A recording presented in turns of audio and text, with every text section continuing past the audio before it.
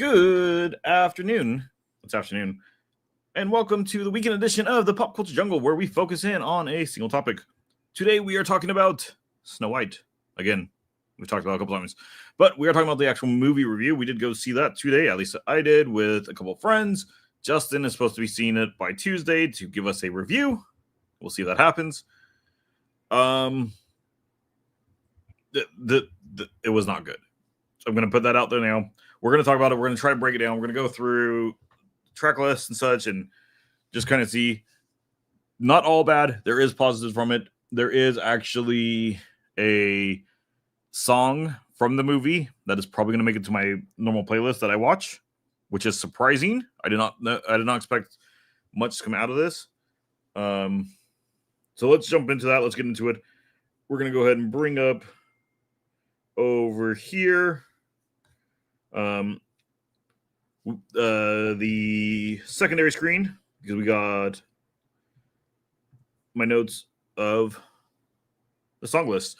Now, for retrospect, you are going to get my score. You're also going to get Jordan and Bailey's score. So we're going to have 3 scores on this.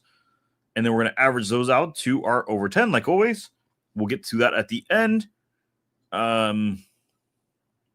Non-spoilery, because we're just going to kind of go into it, because I don't know if people necessarily care about the non-spoiler.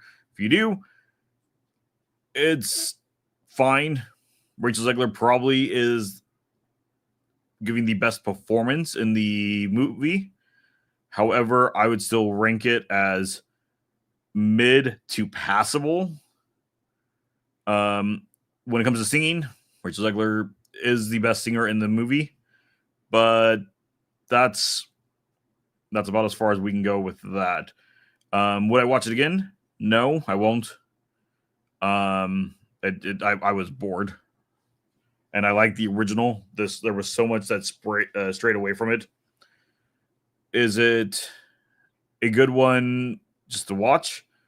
No, because that's getting into more of the problems that we're going to talk about. Because I feel like there's 2 movies fighting to be the main movie on this one, and it makes the plot a mess, and it makes the conclusion a mess. So we're going to get into it. Going through the songs, we're starting out at Good Things Grow. This is at the intro. This is our first song we get. It's fine. It's a very forgettable song. It's nothing special. You spend more time in song in this movie than you do not. So if they were going to go that route, they should have just called it a musical. But there is absolutely nothing special about Good Things Grow. It's fine. It's a majority of the newer songs that they brought for this are just weak overall. The reprise is just going that. Waiting on a Wish. The song that's been in every Disney trailer. This is a mess. And that's a nice way of putting it. Background for myself and Justin is we both come from music backgrounds. And if we're talking anytime you do vocals and instrumental together, like if you're in a musical, like this is pretending to be, every little piece of that is important. The instrumental on Waiting on a Wish feels like it starts moving and going before Rachel Zegler even gets started. So before Snow White, our main character we're supposed to be focused on, is actually doing anything, singing or going along with it. On top of that, everything is at the same decibel. What I mean by that is when you're sound balancing, every instrument, every sound effect, every note, every lyric of this song is on a flat plane. If Rachel goes up, everything else goes up. If Rachel comes down, everything else comes down. And it becomes too much. This Waiting on a Wish, I think, is the weakest song overall because it sounds like a mess. It sounds like the first time, they got everybody together to do a dry run of it, and everybody forgot what the the sheet music is saying for the sound level of where you're supposed to be at. That was unfortunate, especially since this is the main song that they're pushing in every advertising. That should have been better. Hi Ho. Hi Ho is a combination of Hi Ho and the working song from the original. And this is fantastic. This is the song that will probably make it to my playlist. This is expanded upon of the original. It still has that original touch, that original feel, but there's a bit more into it.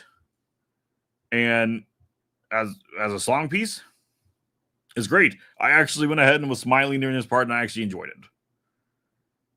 All is fair. This is Gal Gadot's song. This is the Evil Queen song in the movie. It doesn't need to be here. Nicest way to Gal Gadot on this. It did not work. It does not vibe. This feels very much the original movie, though it looks like this is a reshoot also. So it's all over the place. I don't think it needs to be here. Do I think the Evil Queen should get a song? Absolutely. This was just weak. And though again, has the same problem as Waiting on a Wish, that everything is just so loud that you lose her in it. And so I don't know why it's sound balanced the way it is. Whistle While You Work. It's fine. Rachel Zegler does sound good in it. But the whole scene and story beats of it is what pulls me back on it. The song itself is solid.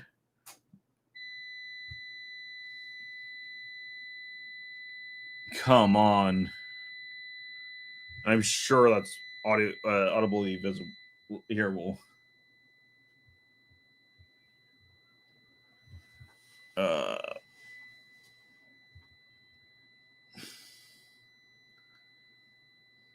If it is, I'm sorry. I'm trying to hear if it is. If it is, I'm sorry. I'm trying to hear if it is. Oh, yeah, it is. If it is, I'm sorry. I'm trying to hear if it is.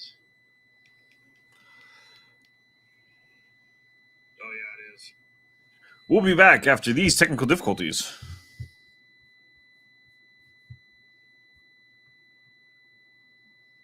Well, actually, hold on. I'm just going to.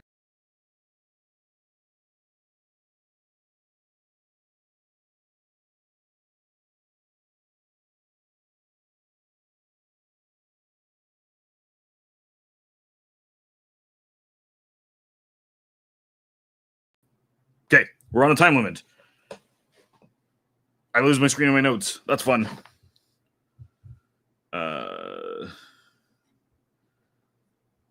So we're going to stop sharing, unplug.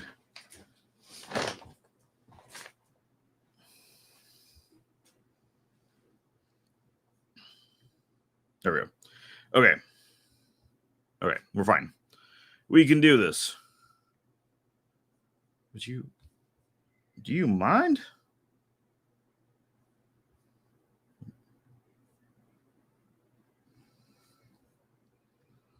Okay.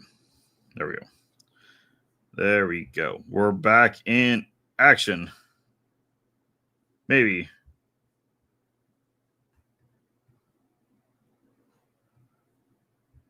If I can get my screens back in order. Yeah. Okay. So, we'll come back to Whistle While You Work. Princess Problems. This is by far the worst song in this movie. This is absolutely atrocious. I don't know where the mindset of this one was. This was fun. This was just not good. Now, that being said, out of the three of us that were there, Bailey actually said that she didn't mind the song. She thought it was kind of funny. So it did work for somebody. If it's supposed to be a comedic song, but for me and Jordan, we both did not like it. It doesn't sound very good, in my opinion. The silly song. It's not the silly song. I was excited when I saw the silly song was on the soundtrack list. I think we get like a split second of where you could hear it's supposed to be coming in, and then we switch immediately into A Hand Meets a Hand, which is supposed to be our love song, because now this movie is a love musical. So I guess we're going back to the original source material on that, which is fine. However, it doesn't really get set up well. The Waiting on the Wrist reprise, and then we get down to just pretty much just the background music. So, over at Rotten Tomatoes, again, we don't use that. My score is already written down, like always. We just like to reference it. The popcorn meter is finally up. That is saying a 71% on the audience score. That's not bad. The critic score to the tomato meter, though, is a 44%. That's not good. So we're probably more solid in the middle, somewhere in there. We're going to talk the numbers before we get into the breakdown of it all. Oh, great. We do have for Friday also. So on the previews, Snow White is reported to, again, we don't know for a fact, but this is the way it's reported, have sold $3.5 million. And day one was $16 million of sales for a gross box office at that point, domestic box office of $16 million. Mufasa sold in pre-sales $3.3 million. And day two was 13.34, which would bring it to a 16.6. So it is day after day two of Mufasa. Mufasa was doing better. And then we're going to compare Snow White to its direct competitor of a sister, which would be the last live-action princess movie, which was Little Mermaid. Little Mermaid in box office pre-sales did $10,300,000.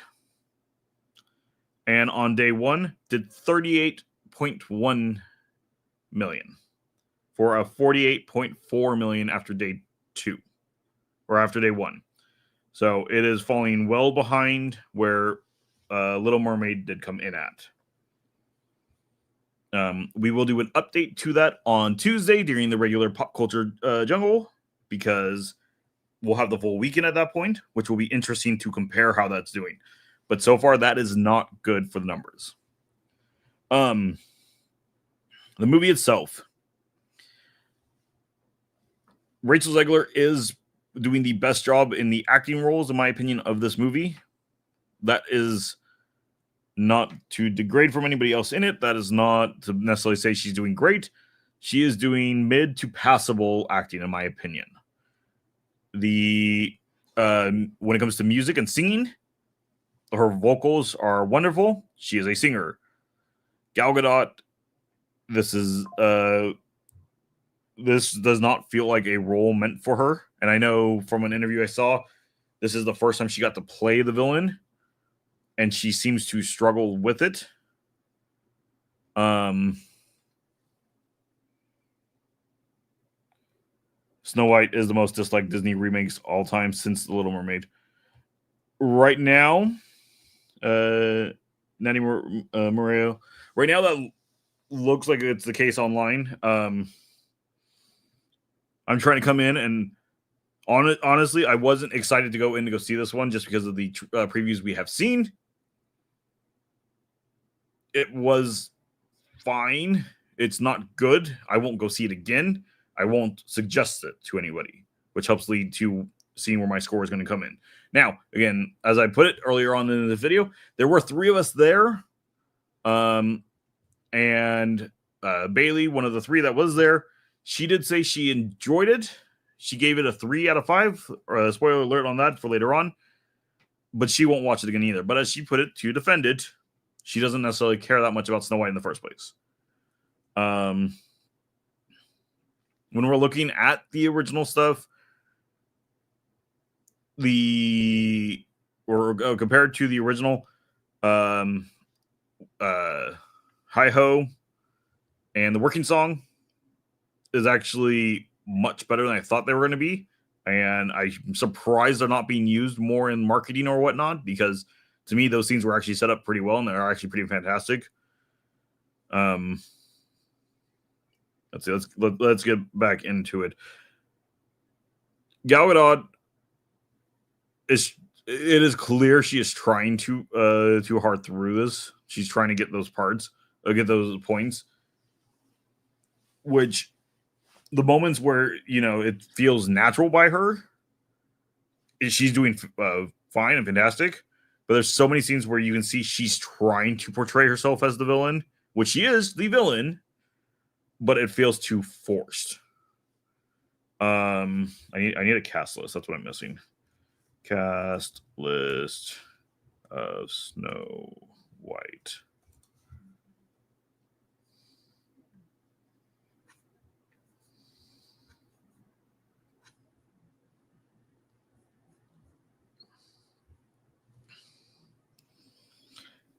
Andrew Burnap playing Jonathan.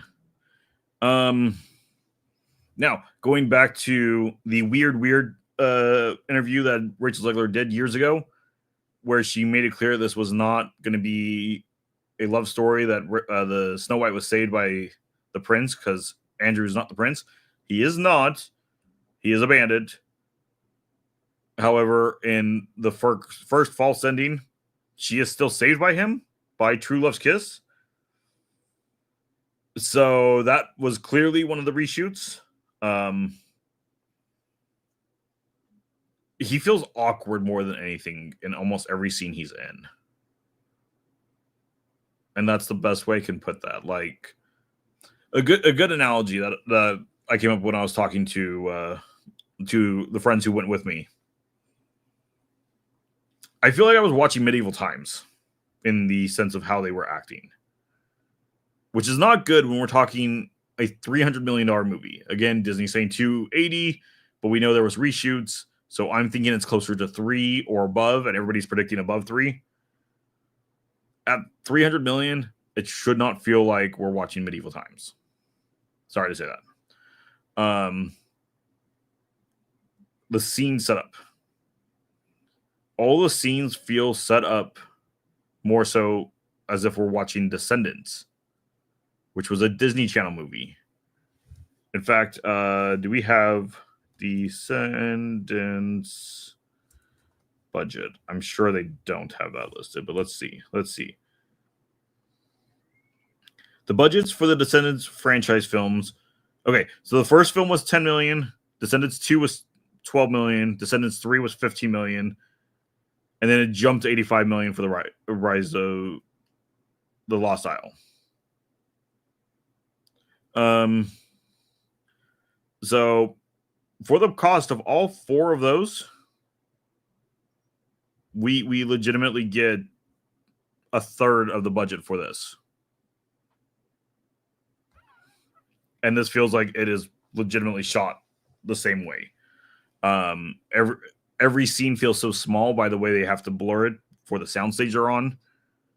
This kingdom that they are that she's trying to become back the ruler of legitimately has like 50 people. Like, this is the smallest kingdom of all time. It's a very very weak story, especially any of the new stuff. Whatever is new in this just doesn't work. And you can see clear signs of the original movie that they had shot, and all the remake shots of trying to adjust it to be more like the original, and they don't work together. They are 2 separate, totally different movie types fighting to be the dominant movie and storyline in this movie. Getting to scores. Let's get into scores. So as I put it, Bailey gave it a 3 out of 5. That is a solid score. That is a passable score. As she put it, she wouldn't necessarily recommend it to anybody because, again, she doesn't necessarily care about the character. But it's not a bad movie. She said she had fun with it. I gave it a 1 because of just the acting doesn't feel, especially when we're talking this budget, the acting doesn't feel very good. The enjoyment of just the movie itself really wasn't there. Even with me trying to ignore anything else we looked at, the movie just felt very cheap. And, that's fine if it's a cheap budget movie, but we're talking a Disney movie for Snow White of all characters. And the music scenes and the dance scenes and such, everything just was like partial effort put, but not really fully fleshed out, fully thought out, which is sad because of how long the movie was in production. And then Jordan gave it a higher score than he thought he was going to give it. He still absolutely hated it. He gave it a 0.5. So between the three of us, that gives us a 3 out of 10. If we take into consideration Jordan didn't even expect to like it at all, that would be a 4 out of 10. So he doesn't really pull it down by much, but that puts us back at about that 40% mark, which lines up with the Rotten Tomato critics. It's at a 47 over there. I don't know how this movie got to this point. If they wanted to change things, they should have just gone ahead and doubled down and just done it. Instead of trying to fix it at the last second, because it's clear as day there's problems. Because then when we start adding things like the dwarfs, again, if the dwarfs are on their own or the dwarfs are with the CGI animals, the dwarfs are passable. They look fine. As soon as you put the dwarfs next to one of the regular actors, be it, Rachel Zegler or we had, what was his name?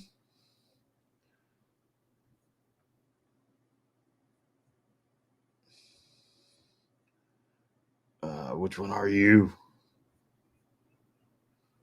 I don't know. But if we put the CGI next to any actual human on screen, they look bad.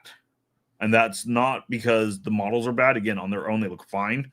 That's because the CGI of them and the design of them is so uncanny next to a regular person that they are unsettling. They don't look well finished. They don't look well polished. Now, the CGI in them gets better through the movie. So I don't know if they just ran out of time of, fixing them all up. But that being said, even in the last few scenes we get of the movie, once they're in a scene with, again, real people, they don't look good. I did like the plot twist of Dopey actually being our narrator. Or not plot twist, but just a little bit of twist of Dopey being the narrator. I thought that was interesting. That was a fun way to go ahead and tie it in. It doesn't do anything for the story. It's just Dopey gets to actually speak in this movie opposed to the original. The dwarfs, though, have magical hand powers that glow the crystals in the mine for reasons. It only happens in Hi-Ho. That's the only time we get to see it. After that, it doesn't play into anything. Why was it added? Who knows? Besides the fact they wanted to do a ceiling shot in CG of showing the ceiling lighting up. The comedy part of the dwarfs, because they were trying to make them the comic reliefs, it missed, at least in my opinion.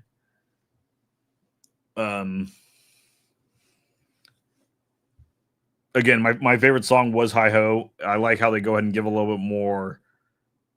There's not really much backstory you need of the dwarves because they're just the dwarves and their names are legitimately their attitudes. But they kind of explain, through like their attitudes, and everyone goes, "Yeah, we know you're happy" or whatnot, and you're like, "Oh, okay, that's kind of funny." It's a very in your face way of explaining who they all are, but if that's gonna help show it and get people to appreciate all the individual dwarfs more, then cool. I'm okay with it. That doesn't bug me.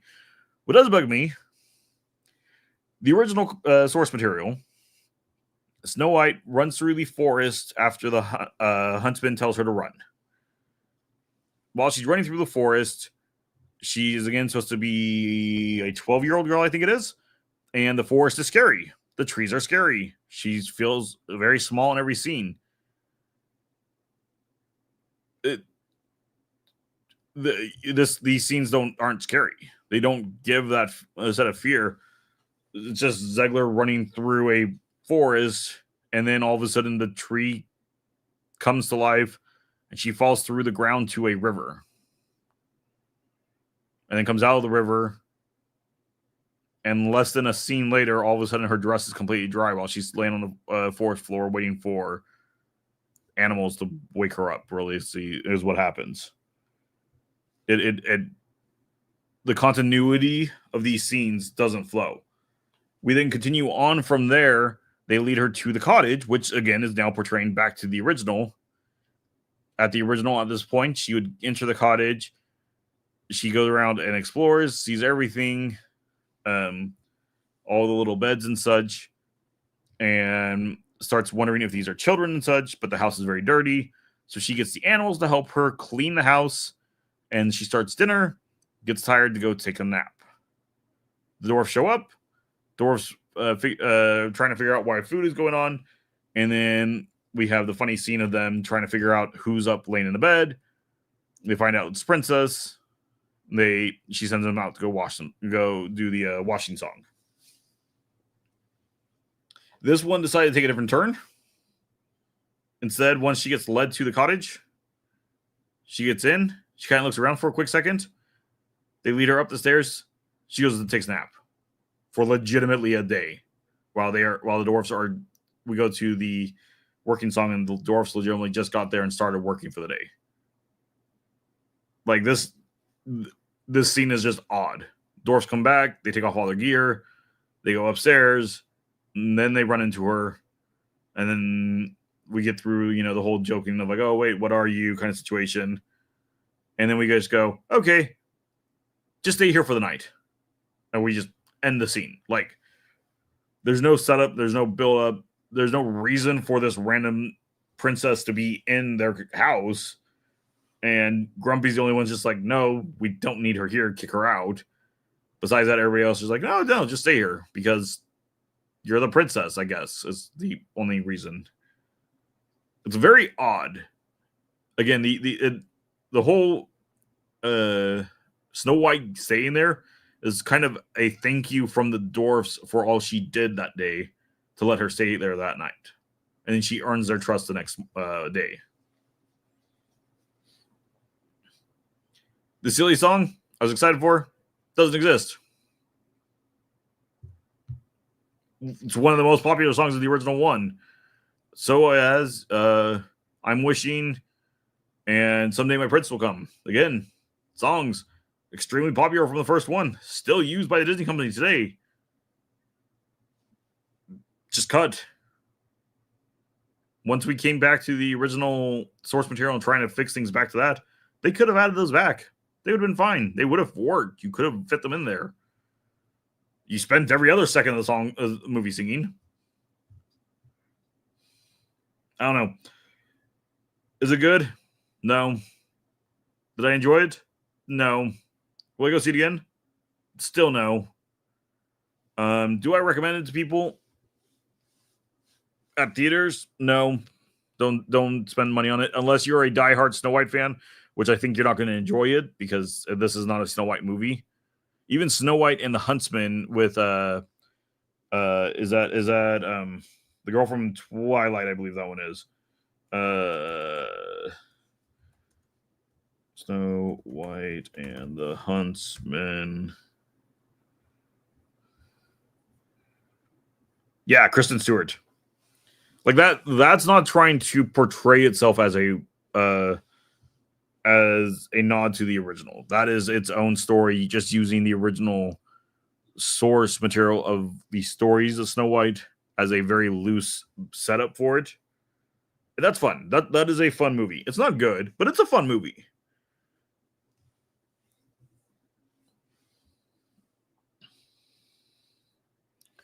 Why are grown men crying about a Snow White movie made for little girls? So I actually went with more than just myself. I think the bigger problem people have with this, at least in my opinion, this is where I'm at. Snow White is such a crucial part for the Walt Disney Company.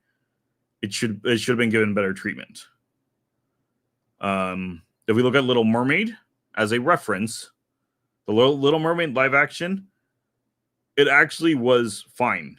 It was a well done talking about the original, giving tribute to the original. Yes, it changed things, but it still kept pretty well to it. That it was a good update to it.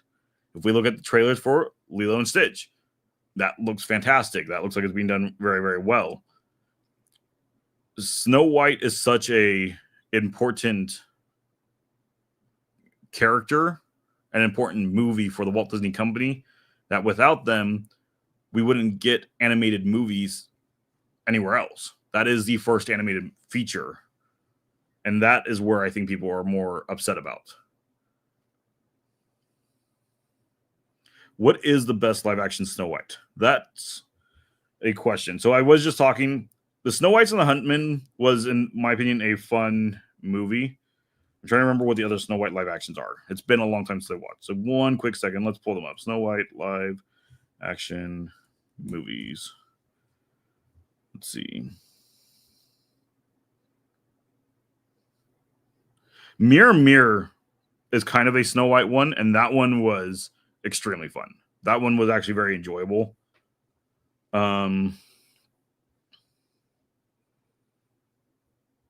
those are the three main ones now, between this one, Huntsman, Mirror Mirror. I think I'd put Mirror Mirror at the top. Snow White and the Huntsman, I would put in the middle. Kristen Stewart, in most of her movies, in my opinion, has a very limited emotional range that she at least portrays. The Twilight series, she's okay in, but she's very flat emotion the whole way through. But I think that's the order, and then this would come in afterwards. Well, if we're talking regular just live actions, because Maleficent wouldn't be Snow White. Maleficent is pretty enjoyable. If we're talking the best live action movies, my personal opinion on the best live action movies would probably be the Tim Burton Alice in Wonderland. I know that one's not really liked, but I enjoyed it. I thought that was fun, and then followed up by Beauty and the Beast. Although Rachel Zegler started in 2019 after she dragged Jeremy Renner for. So Rachel Zegler, my problem I've had with her in regards to this movie, personally, I don't know anything really about her. My problem I had with her in this case of the movie is actually just straightforward how she acted about the character when she first got the position back at that original D23, where she made it clear she didn't even necessarily like the character nor the movie, and they were changing the movie because they just wanted a better telling of the story. And it felt like she didn't care for the property she was being given. Like if we go to The Little Mermaid, I want to make sure I have her name right. There, I think it's Haley Bailey. Haley Bailey. I was correct. When she got picked for Ariel, she was excited for it, and she said that was an honor, and she was excited to do the piece. She did not sit there and talk about everything that they were going to have to correct on it. And so that's kind of just, okay, you're taking an important character for Disney, and you're supposed to be portraying them.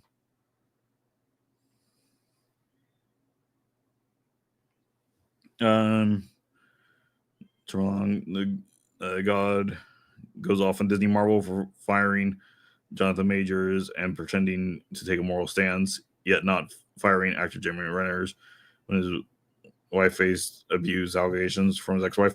I'd have to look into all that. It's been so long since that stuff was going on, and I wasn't really focused in on what actors were doing.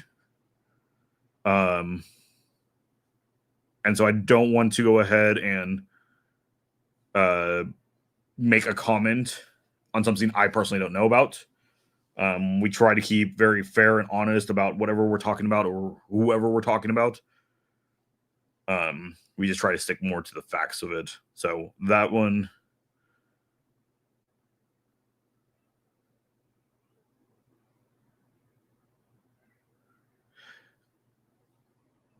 So yes, they may have.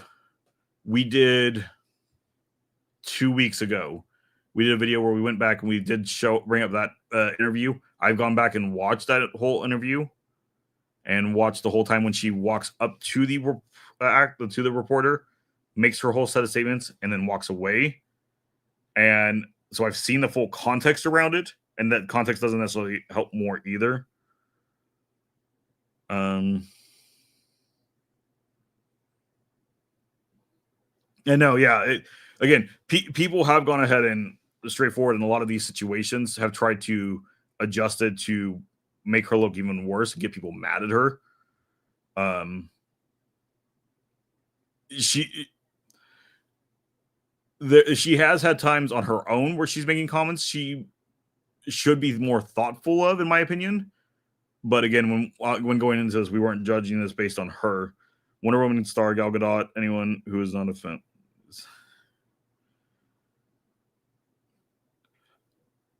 Yeah. No, yeah. And Gal Gadot, again, Gal Gadot in this, she was fine. I don't think she portrayed a villain very well.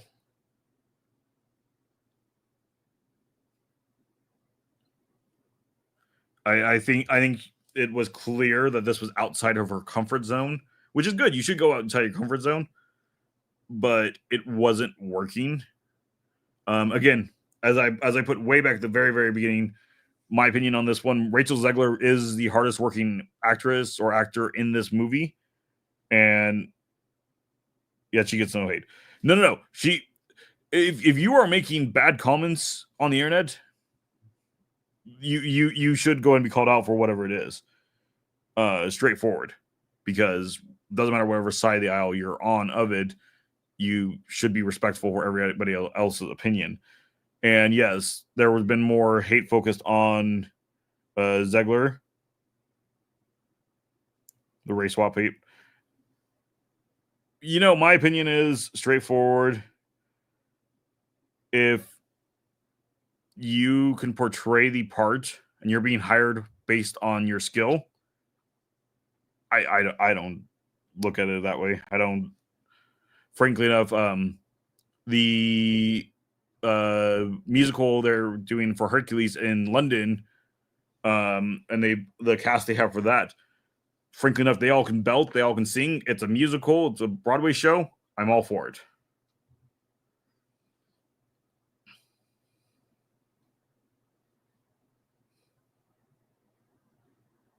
Cool.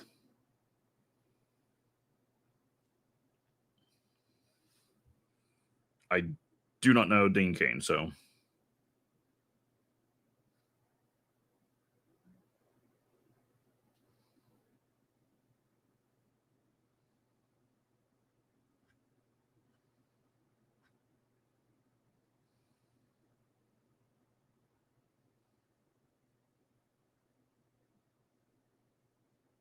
anywho, when it comes to Snow White, it was fine. It was fine. It wasn't good.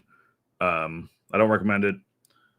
I hope that if Disney does more of the princess live actions, they'll take consideration of how well Lilo and Stitch is being taken and try to be more true to it. Or if they're going to tell a new story, which is fine, you cannot go ahead and rely on the original and try to push everybody of how this is paying tribute to the original. You need to make it clear that this is a new film. We're getting to a point that there's in the marketing, we're seeing a lot of it right now where they're leaning very heavy on the original because they saw the backlash of this movie because they saw the backlash of the test screenings they were doing of it. And